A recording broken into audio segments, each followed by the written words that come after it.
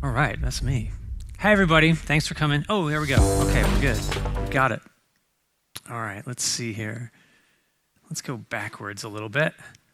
There we are. Okay, now we're ready. Hey, my name is Dean. Okay, I'm from the United States, South Carolina specifically. I've been doing UX all my career. This is going on a few years. We won't say how long.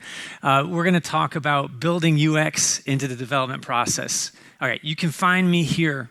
I'll have this later up in our questions. I assume we'll have a bunch of questions later. So you can find me if you don't get a question answered today in this session or at the end, you can find me and we'll talk about it. I am the principal and owner of a company called True Matter in South Carolina. We do only UX, and we've been doing complex web apps and software really our entire time we've been in business, over 20 years. So that means every day we are talking to developers and development teams. We have worked with a ton of different teams with a ton of different processes, and we've gotten really good at figuring out how to mix UX with development. And so I'm going to tell you all about what we've learned over the years. This is going to be a very detailed talk. We have not a lot of time together. We'll get in as much as we can. It's going to be impossible for me to answer every question in the talk. So just find me later if I don't get the exact thing you need. All right? Okay, we're going to start with a story that you may know. It's the myth of Sisyphus. If you've heard of it, maybe you have. All right? So there's this dude named Sisyphus, and he runs afoul of the god Zeus, and Zeus condemns him to an entire eternity of rolling this massive boulder up a hill. He gets it to the top of the hill, only for the boulder to roll all the way back, and he's got to do it again and again and again, forever. And so as I'm thinking of this myth, I'm suddenly thinking about development teams for some reason. And I imagine that we, as product teams, are Sisyphus. And the boulder we have to roll up the hill includes a ton of stuff that is a burden for us. We've got to get all of this stuff right in order for us to have an amazing digital product at the end. It includes UX, but it includes requirements, it includes expectations and quality and everything. And we get tired of having to roll it up the hill again and again and again. So we get clever, because we're smart people after all. So we decide we're not just going to push this boulder up the hill. We'll do something different. We'll rig something up. We'll change our process of getting the boulder up the hill. And maybe changing process will make a better digital product. Not really true, but it's what we know. We change our process. Or if we think, hey, I want something better at the end, so I'm just going to do something different with the boulder. I'm going to add UX to the boulder, and I'm going to paint it a lovely color, and that'll make a difference. Of course it won't. The boulder will roll all the way down the hill, and we'll just end up with a really funky painted boulder to roll up next time. That's all we get.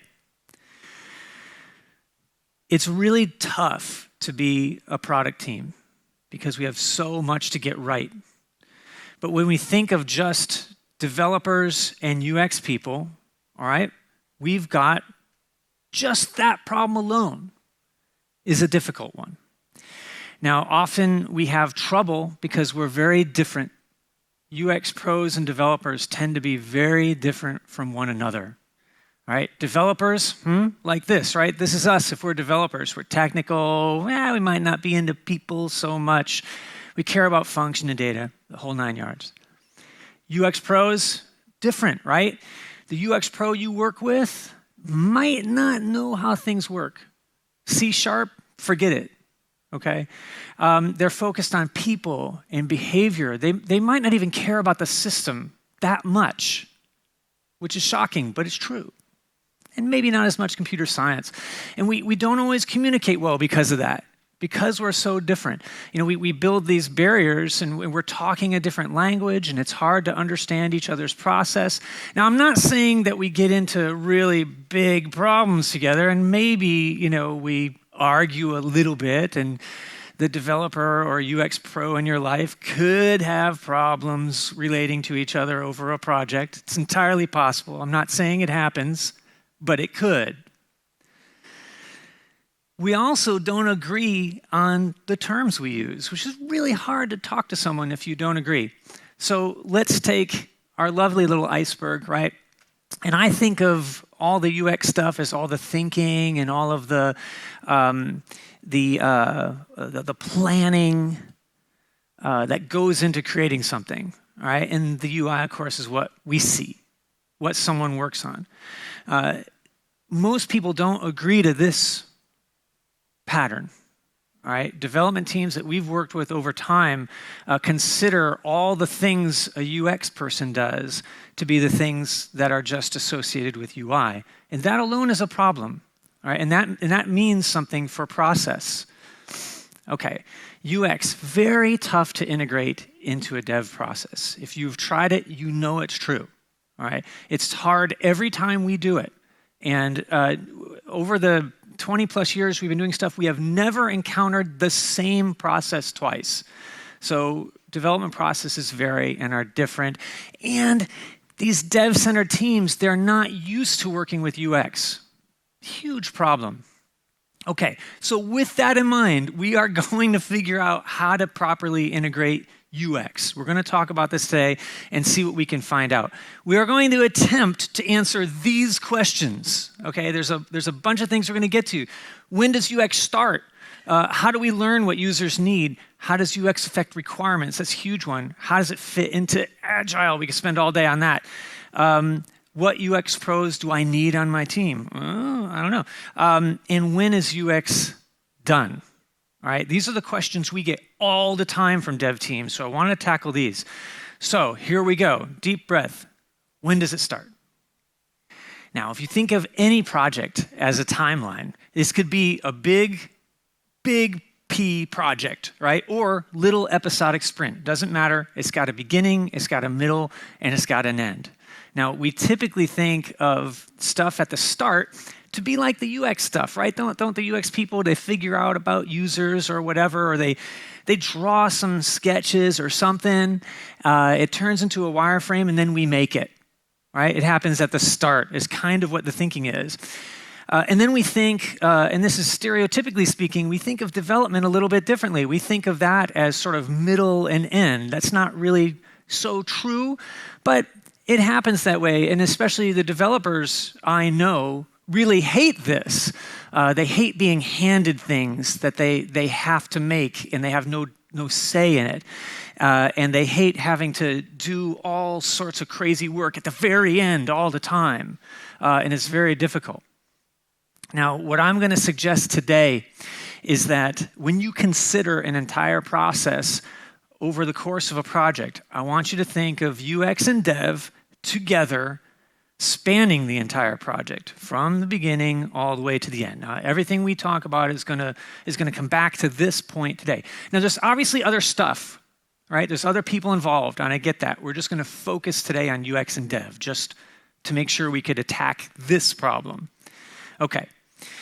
We know that dev is doing things up front, right? That's happening, obviously. Now, I'm using dev really broadly. We have technical architects, we have business requirements, we have all sorts of stuff going on at the beginning. And with UX, of course, we have all sorts of stuff going on at the beginning as well. We've got discovery, and we got users and goals, and we're sorting out what it is we're going to make or what it is we're going to fix.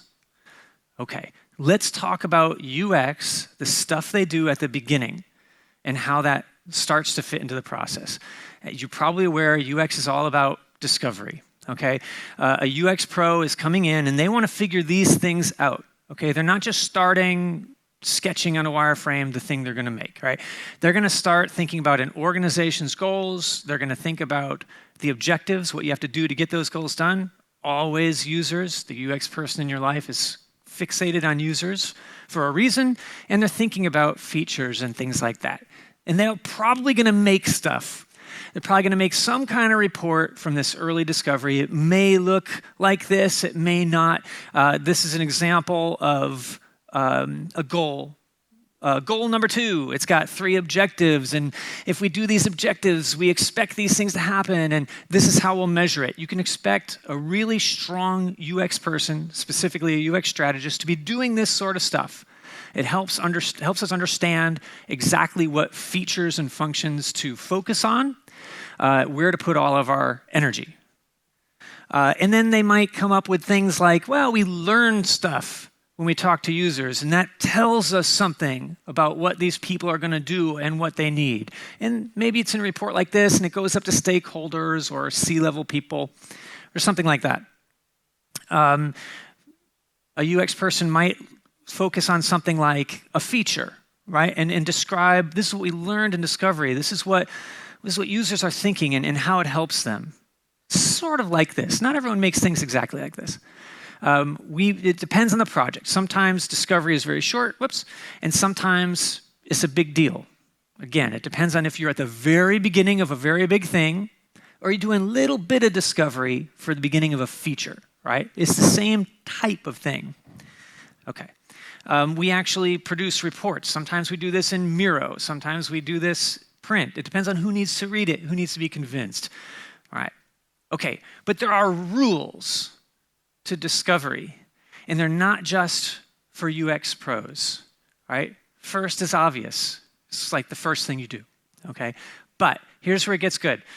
We expect whenever we work for developers, development teams, development leads to participate in every discovery activity, including the stuff we're doing to discover users. Because one thing that we've learned from development teams over the years is very obvious. They don't like being told about things they had no role in, yet have to still build. So the answer is simple. You have development representatives in UX discovery, and it transforms communication and helps projects go better. Similarly, in all of the early development discussions about platform, about technology, about features and functions, off the shelf or custom made, you need a UX representative. The UX lead should be in on those discussions so that they don't suggest something stupid later, okay? Something that absolutely can't work. So we start, in both cases, you're going to see this a lot. It's sort of a flip-flop of activities. Okay. How do we learn what users need? If you're familiar at all with UX, this will be understandable to you. All right, we're talking about the real people using our stuff, using our software. There are a few wrong things that we know we shouldn't do. We don't want to think about users and just create something that we want to create. We have an idea, we want to make it. The CEO has an idea, tells us to make it. Or we have some customer list, so we start building it. These are more internally focused ideas, and you can't ask users what they want. So all development teams who are getting lists from customers, like wish lists, and then adding them to the queue and just making them, no. People don't know what they want. They don't know how to ask for it. They don't know what it takes to make it, and they can't predict what they'll use. So we're not going to ask them. We'll do something different. Right? We're not going to do any of this stuff. And remember, UX people are doing this, but I want developers in on this. At the very least, the dev lead. Okay, what we can do, we can watch people work. This is the sort of the superpower of UX. You simply, if you're trying to change a thing that already exists, you watch people using it. You don't get in their way, you just watch them. You watch them for an hour or two, and you know what the problems are. You know what their workarounds are. You know their secret spreadsheets. You know everything. And then we want to understand users, but instead of just guessing at who they are, we want them to describe themselves. Right? And this is part of discovery. Again, we want to have users answer these questions themselves. I'm not going to make this up. If I'm a UX person, I'm going to have the users write this, not me. So they fill this out. And that's the only way we're going to get to understand a person. But in order to understand a person so that we can build something for them, we have to know very specific things about them. And you probably heard of all this stuff, personas. This is the right way to do personas. First of all, a user makes them, not anyone else. I might edit this as a UX pro. And I definitely want the development team understanding this very early. What do I want? Why do I want it? What gets in my way and what do I do? That's what we have to focus on. And if you've observed them and had them make this, you've got really good information for making something great.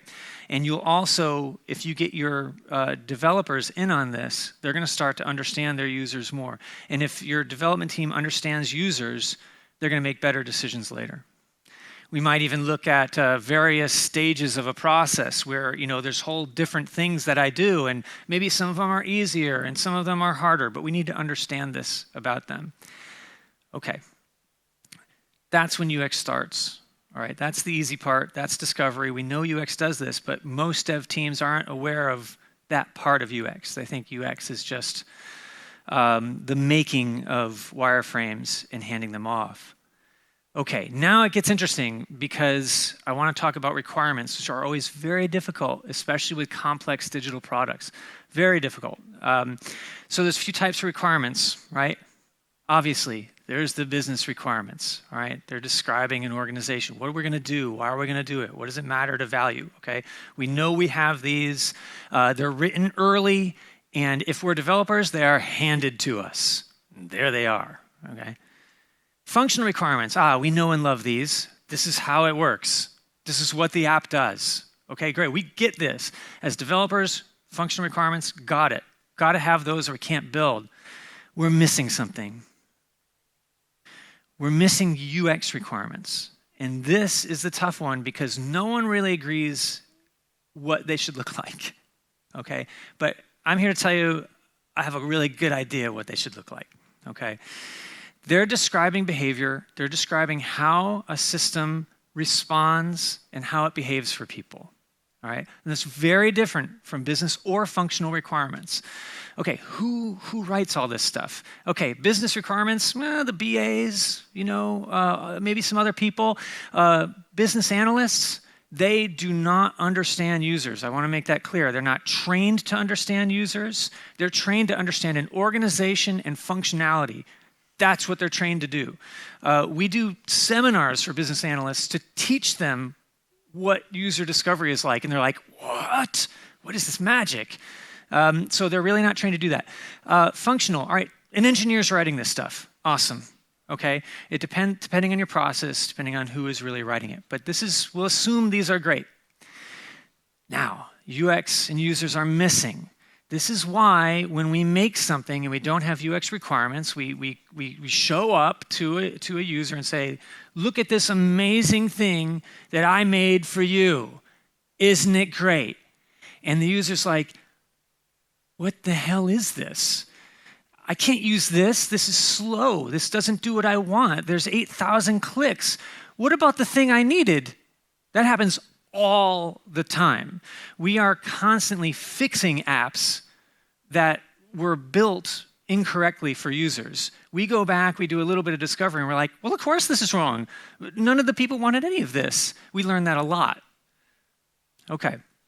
High-level UX requirements. Here are some of the secrets to them, the UX requirements, okay? First, they happen really early, okay? Just, if I'm reading business requirements, I'm already having to think of UX requirements. I'll show them to you in a minute. They are a mixture of business and function. There's a little bit of business, there's a little bit of function. There kind of has to be, because those two things sort of equal behavior in an interface. They're always behavior-based. What does a thing do? When does a thing do it? I'll show you that in a second. And they are visualized. This is the difference. You visualize requirements through wireframes, and I'm talking early wireframes that you're not even necessarily going to show the client. Let me give you an idea of this, okay? This is a really early sketch wireframe. This is done in Axure. You can do this in a number of places. This is not real layout. When we're done, the thing won't look like this. All right, this is super early presentation of the pieces we know are going to be in this screen. This is an immensely data-driven screen. There's going to be 100 different doctor practice screens like this, and we have to figure out all the stuff that's going to be there. And so if we didn't visualize it, and we just started writing requirements like, well, we're going to have this map, but the map is going to have to do something else in mobile, and we're not sure. It's really hard to do. You probably will only get half or 75% of what you want. But if you sit down and start sketching, this will start as a sketch, and start getting it out there in a wireframe, suddenly you start thinking, wait a minute. That can't work that way. Or we're missing something. Or there's function that needs to occur.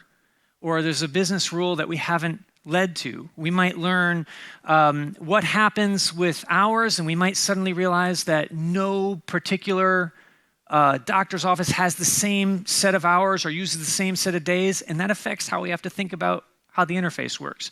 We got to learn that early. There's things like that you learn all the time. Now, later I'm going to show you how you put requirements on this, because what you're doing is you're adding to your understanding requirements by just visualizing, okay? Now, you might end up writing some things down, right? That's fine. And it's usually all about behavior. You don't always do it this way, but you notice things like the initial zoom shows this, search interaction works this way. What happens when you reset the map? This is all behavior that you wouldn't get until later, right?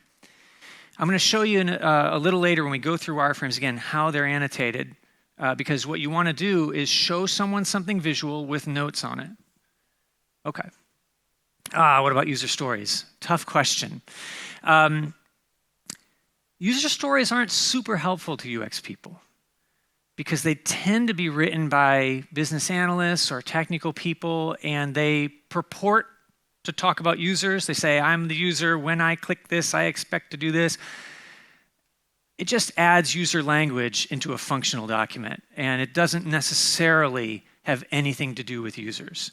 So what we say for user stories, you still need them, obviously, because we have to develop off them, but we're not expecting them to be UX requirements, and we're not expecting them to say necessarily anything about users. So a UX lead has to read these and has to identify problems. At the very least, that should be happening. All right, we could spend a little time on user story, but we won't have time to get through it all. Okay, what kind of UX pros do you need? These are all the sorts of people, there's more, of course, that are dealing with your project, okay? But here's the real problem we have. Most dev teams are lacking a lot of roles here. Forget about UX pros, they're lacking other stuff. Content strategists, real interface designers. A ton of dev teams do not have front-end specialists. By that I mean people who are amazingly excellent at front end, and it's all they do. Instead, we expect back-end people to be amazing responsive designers, accessibility experts, on and on and on. And that almost always doesn't work. So these folks are usually missing, and that's a problem. So if you're getting a UX pro, great, but sometimes your UX pro, if you're in a small company, might do a lot of these things. That's tough, very tough to be good at all of it. But here are the two main UX roles that you need in a process, all right? There's UX strategy. There's that person who thinks about the whole, right? The entire forest. They're planning for the big parts. And then you have the product designer. This is the person who cares about every little tree. This is your person who's probably doing a ton of wireframe work and design, okay? And if you're working in some serious software, this person should be relatively technical. They need to understand data. Those two individuals together make a solid team. You might also have someone who is more of that creator type, who's really doing final design or front end or things like that. This is what people usually think about when they think about a UX designer. They're really thinking about this. They're not thinking about this. And these are the major roles you need. Okay. Whew. All right, we're going to do this in 5 minutes. No, I'm kidding. All right. We could spend a seminar on this. Right, but we're going to do the best we can. So remember, we're Sisyphus and we're changing process. Somehow, if I fix my process, I'll solve this boulder problem. Of course, I won't. I'll still be rolling that boulder. I'll just do it different. Okay. Agile processes, very tough. I mentioned earlier, I've dealt with a zillion of these processes and have yet to work with someone who has the same process as someone else. It's always different. So I'm not going to think about today about a very specific type of Agile, but in general, how it works and how UX fits in. First thing to understand is that Agile solves development problems. It was not made for UX. It was made to solve problems of feature bloat and non-shipping and delay culture and bad communication among devs, all that stuff. Agile does a great job in addressing. It does not do a great job of addressing UX at all. So we end up having to force UX to fit into it. In order to do that, you have to have some kind of leader on your team, the product lead maybe, the product owner, an executive. They have to want UX in the process. They have to want this. If you don't have this, you can just forget about everything I'm talking about today because it's not going to happen for you. Whenever we've encountered someone or a company that had someone in a leadership position who even just wasn't interested in how UX worked, that project was going to be a UX failure every time. Sorry. Okay, challenges. First of all, seeing the big whole is really hard when you're in an Agile process because remember, UX people have to think about big things to start. Who are all the basic users? What are the goals we're trying to get at and how are we going to achieve them? These are big things. These are not really episodic things. And then when you think of someone who's doing a visual design, they can't just think of a piece or a part of something. There's a sense of having to think about the whole. What is the entire context of the design going to be? We have to do some of that early, or later we'll just do little features and realize they don't connect well. What is a possible navigation construct going to be, for instance? It might not be what we end up with, but we have to start somewhere. So the idea of seeing the whole is a big deal, and Agile doesn't play well with that. So the idea is that these global activities, they need to come first. They need to come first whether they're big things or episodic little things.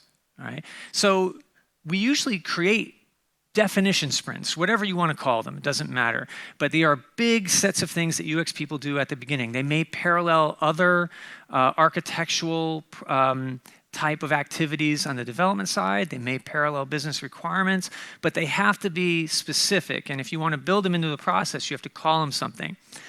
So if your process uses sprints, you would say these are big definition sprints. They happen at the beginning. Later, they're reference so that when we're doing granular things and we figure out other problems, we can consider them with reference to something we thought about earlier that was bigger. In sprint planning, whatever you call sprint planning, there's a zillion things you can call it, okay? If you don't have UX pros there, all right, UX is going to suffer. It just will. It's the way it works. So what we want to do is we want to stay ahead of dev in general. So if I'm on a UX team, not only have I done early large definition sprints of some kind, but I need, if we're sprinting again, whatever we call it, I need to be ahead. My team needs to be ahead of what developers are doing because there's several things that go into what UX is sorting out, right? It might start with sketches. It might go to early wireframes where we're just figuring out requirements. Then we might refine those wireframes. Then maybe we show a design, or maybe we go right in the front end. At some point, we have to create something and say, now, here, this is ready for development. This is ready for back-end development. In order to do that, we need to be ahead. So there's this rolling basis, all right? And the UX stuff, the design stuff has to be slightly ahead. We'll come back to that in a minute. I usually say like at least 2 sprints ahead. You don't want to get so far ahead that you forget the stuff you thought about and have to have a ton of meetings to remember it again. You don't want to do that. And these are the types of things that we're doing. Documentation is important, but it's like micro documentation. You're not doing, big fancy stuff at this point, but you have to be able to get some things down. Typically, that's the UX requirements annotated in wireframes. That's typically what I'm saying here. Okay. Remember how I said we're going to flip-flop everything all the time? I want developers always to be reviewing those early sprints, because if I am on a team and we're making something, we're sketching something, I need the lead developer at least to say, you can't do that. The thing we're building won't do that. Right? We need those conversations. Those conversations don't always happen, and they create doom. So we need that. Similarly, a UX person, typically the UX lead, has to be monitoring development, because we're developing things. We're developing rapidly. We don't have all the requirements necessarily, and we're sorting things out as we go, which means there's going to be tons of things we didn't expect, tons of things that we weren't sure are going to happen, or just different patterns that we develop that we have to go and fix and add to the design system or whatever. That means this design side, this UX side, has to be looking at development in progress and offering that guidance, right? Both teams. So on a rolling basis, each team is working on the other team's stuff, right? So that when we finally get to make stuff, everyone should be saying, well, that's exactly what we talked about. Great, right? That should be the reaction. If that's not the reaction, something went wrong. We won't get too much into testing, except to say that you need your UX people involved in QA testing, because they're going to test for different types of things. If you come to my talk at 4 o'clock, this is the detailed talk, that's going to be the fun talk. We're going to talk about how a zillion great things past QA would fly in colors and still crashed and burned. It would help if a UX person were doing QA for the specific behavioral things that they're looking for. So you want your UX person doing that. Okay, ceremonies. I don't know what to tell you. I'm going to give you the basic stuff, right? Whatever you call this stuff, doesn't matter. In planning, you need the UX lead in there. Okay, that's a minimum. In stand-ups, you just want all the relevant UX people. All right, if a UX person is working on a thing, they should be in your stand-up. In retrospectives, you need at least the UX lead. All right, and then what I'm calling your sector leads, okay, like the lead designer, the lead front-end person, the lead content strategist, because they're going to identify problems with the process and say, hey, we tried to do this, it didn't quite work. We tried wireframes, they didn't have real words, and everything went to hell. So let's get real words into the wireframes this time, and it'll be better, that sort of thing. You need those people in those meetings. I could talk about this for a while too, but let's just say all the activities that we've talked about should be on a board, a Kanban board, if you're using that. I love this method. We've worked with a lot of companies to do this. It's fun. But you need all this stuff that we're talking about represented on the board. And if you're concerned about a board getting too crazy and cluttered, you can do tracks, and it really works well. This is a really fun process. You just have to represent everything we're saying. And then you have to have some way to say that a dev person has something to do with respect to a UX process, like looking at reviewing wireframes to make sure they're not the worst. Okay, can't believe how fast we went past that. All right, iterative methods. Here are some things I just want to show you real quick that are really fun. They are the sort of the UX lifeblood of projects. Again, typical process, the throw rocks. We want developers throwing rocks at sketches. We want everyone doing it, but developers are very important. Sketch could be this. I think this took approximately 20 seconds to make. All right, these things are really quick, and we can do these at a big scale or in each episodic little iterative chunk. That might proceed into wireframes. Now here's where we're coming back to wireframes, and wireframes can start super loose, and we start getting requirements notes in there. You see all these little red numbers. If I click that, I'm going to see a little note. Hey, this uses this design pattern, right? It's something we're telling a developer.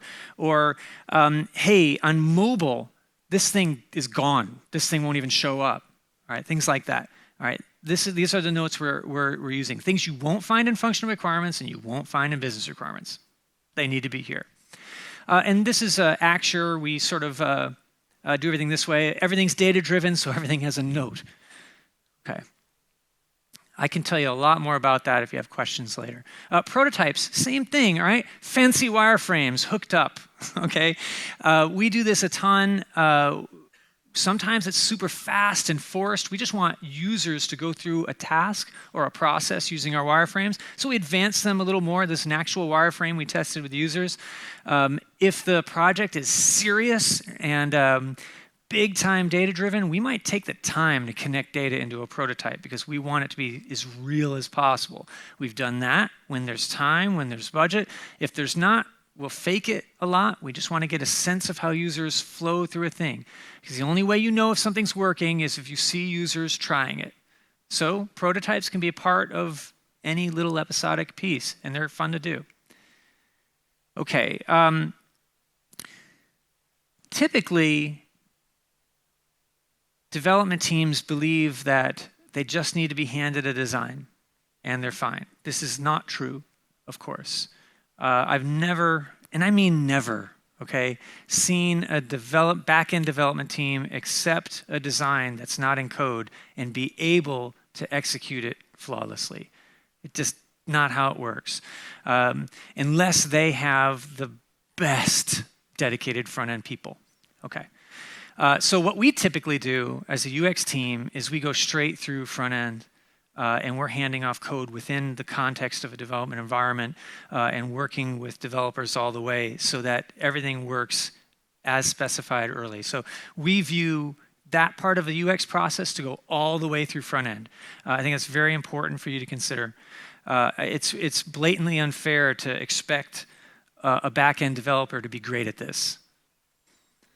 Okay, and this is, all represented in code, of course, so to be responsive and all that great stuff. So we know things like, moving from, as you all know, moving from desktop to other contexts is not easy. It's not apparent. It's not obvious how it should work or why it should work. All those notes you saw in wireframes, they'll discuss some of this. Even better if the code is provided and all based on a code-based design system, okay? We're not even talking about that today, but we'll assume that you're doing that. Okay, hanging in there with me. When is it complete? Okay. UX is not a thing that is done and handed off, and then UX says, bye, I'll see you later. Okay, and then sure do hope it works out. But most dev teams treat it that way. Most do. And in fact, usually what happens is they have the best of intentions, but they run out of money. All right, if you're like me, and I work with clients all the time, they're most likely to run out of money when they need it the most, which is when development is occurring, and UX needs to review what's happening in order to keep the experience under control.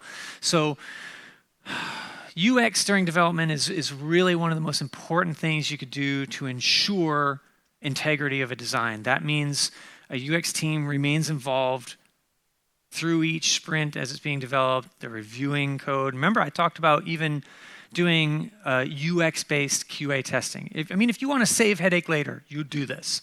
And when teams do this, the products get done better with fewer issues, fewer bugs, fewer problems at the end.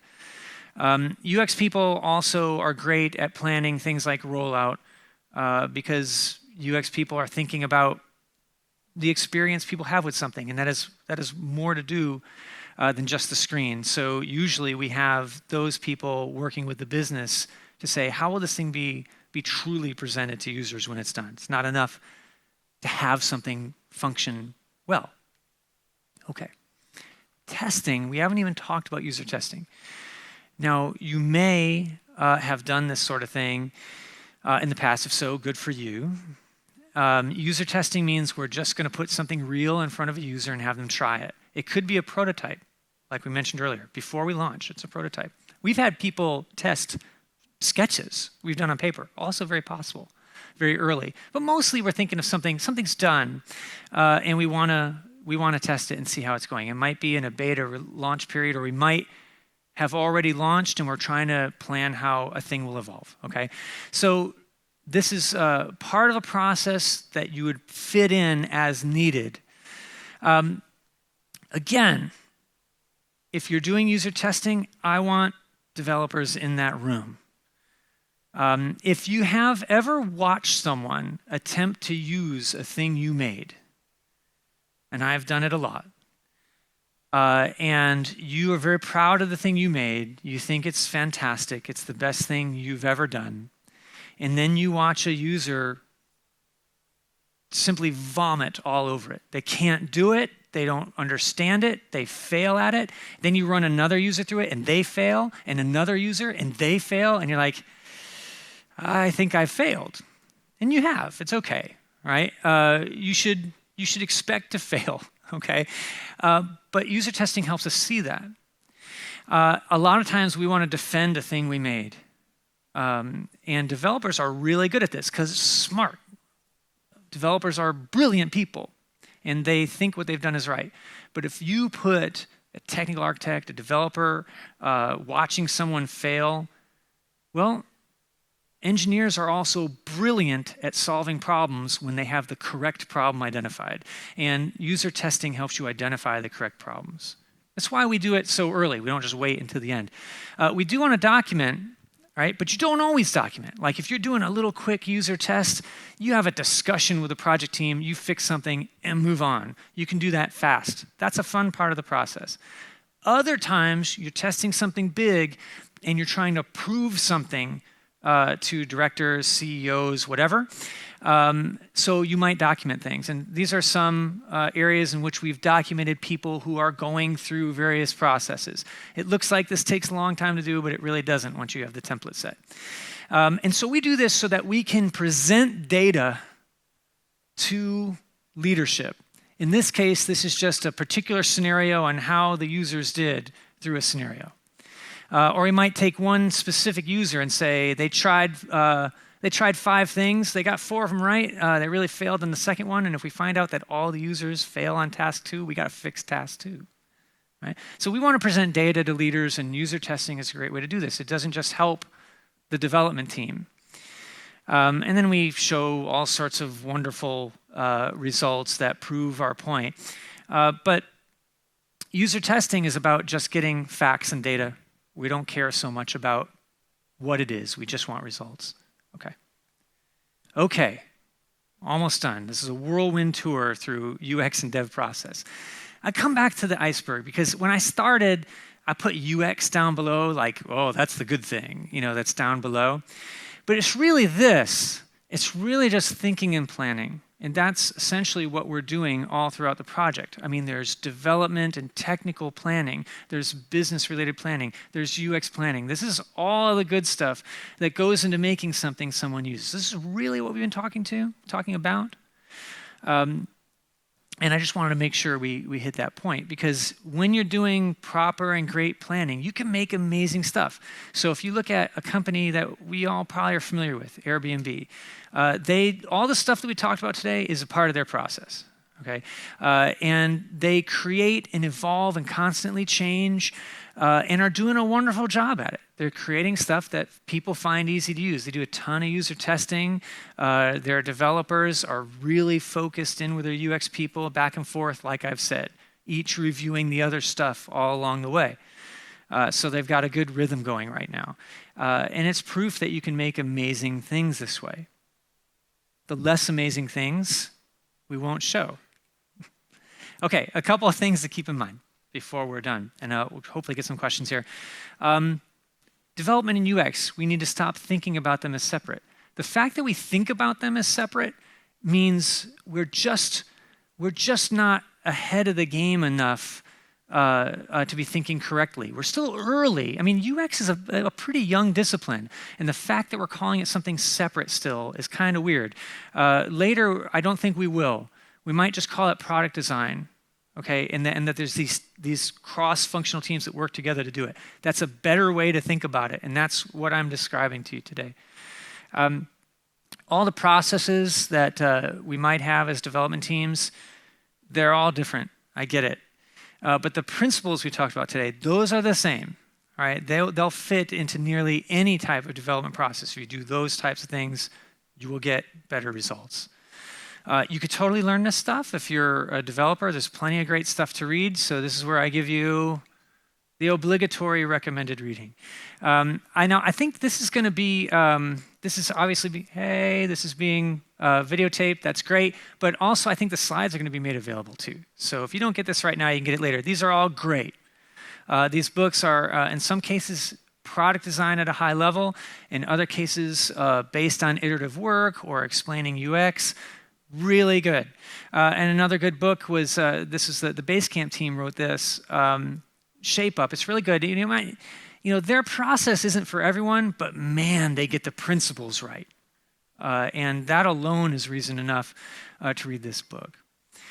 You could also read stuff that we write. All the stuff that I talked about today, we write about all the time. So there's great stuff on Sisyphus. And of course, that's on the blog, right? This is where you find all sorts of stuff like this that I think you will find helpful. They're there only to help you. There's no other reason it's there. Okay. Made it. That gets us to questions. If I don't get to your question, I will hang out here.